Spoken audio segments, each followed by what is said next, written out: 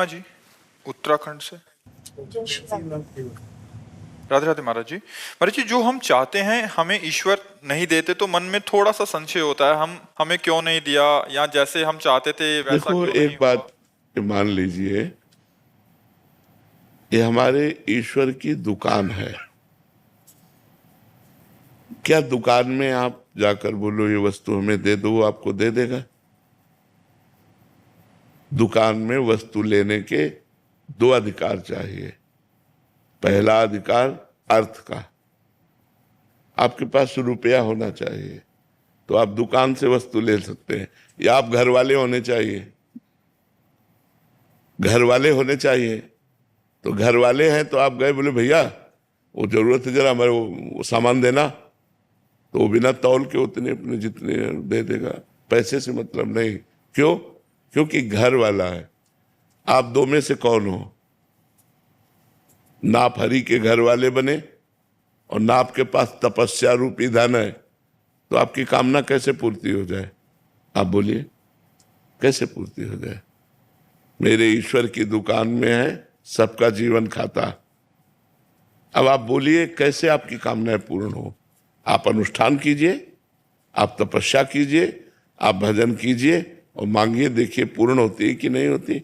न तपस्या है, न भजन है, न साधना है, और न हरि को अपना मानते हो, तो फिर किस अधिकार से तुम्हें भगवान दे दे?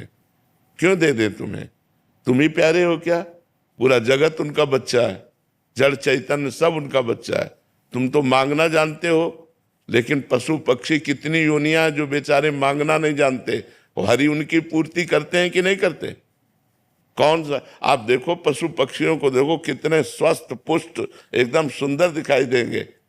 हरि सबका पोषण करता है, उसका जब चराचर जगत बच्चा है। लेकिन अगर मांग तो मांग दो से ही पूर्ति होती, या तो तुम्हारे पास धन हो या तुम दुकान वाले के घर वाले हो। तो आप हरि को यदि अपना मान करके प्यार करते हो तो मांगना बनता है, या इतनी तपस्या हो, आपके पास अनुष्ठान हो, जप हो, तो जो मांगोगे वो मिल जाएगा। अब दोनों में से एक भी नहीं है। लोगों को मांगना भी नहीं आता। ठाकुर जी के पास जाते हैं, बोलते हैं मैं एक भोग लगाऊंगा, हमारा काम कर दो। ठाकुर जी से मांगना भी नहीं आता। ठाकुर जी को ठाकुर जी मानो यार, प्रभु को प्रभु मानो और अपना स्वामी मानो, अपना प्रीतम मानो, अपना यार मानो, तो अभी काम बनने लगे। आप क्या सोचते हो? आपके परिवार में कितने लोग हैं? परिवार में कितने लोग हैं? 13। 13। 13 तुझको अर्पण कर दो। क्या लागे मेरा भी सारी बात बन जाए। वो ऐसे रीझता है, जैसे देखो हमने एक बार उदाहरण में बताया था कि जैसे एक पिता मानो 4 बेटे हैं और 4 बेटों को एक एक सेव दिया, पिता ने ही दिया। अब उसमें से एक बेटे ने दौड़ करके गोद पर चढ़ कर कहा पापा आप पाओ ना, और पापा के मुंह पे लगा दिया। अब पापा क्या करेंगे? उसके हाथ से सेव ले लिया और अपने हाथ से उसको पवाएंगे। अब जो दुलार इस एक को मिलेगा वो 3 को नहीं मिलेगा। पिता की ही वस्तु तो दियम वस्तु गोविंदम, लेकिन हम दौड़कर भगवान को पहले भोग लगाया और फिर प्रसाद पाया, तो हम भगवान के कृपा पात्र बन जाएंगे।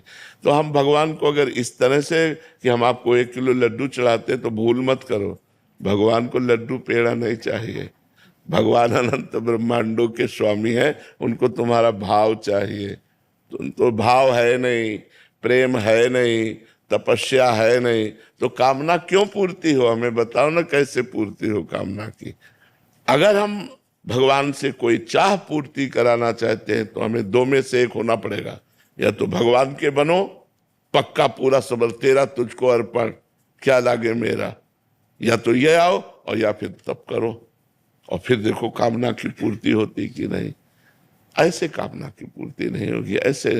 ऐसे भगवान को कोसो मत। संपूर्ण सृष्टि भगवान का बच्चा है और संपूर्ण सृष्टि को आवश्यक सामग्री भगवान सबको दे रहे। कामनाओं की पूर्ति के लिए आपको तप करना पड़ेगा, आपको भजन करना पड़ेगा। कामनाओं की पूर्ति के लिए आपको भगवान से प्यार करना पड़ेगा, तभी आप ले सकते हैं।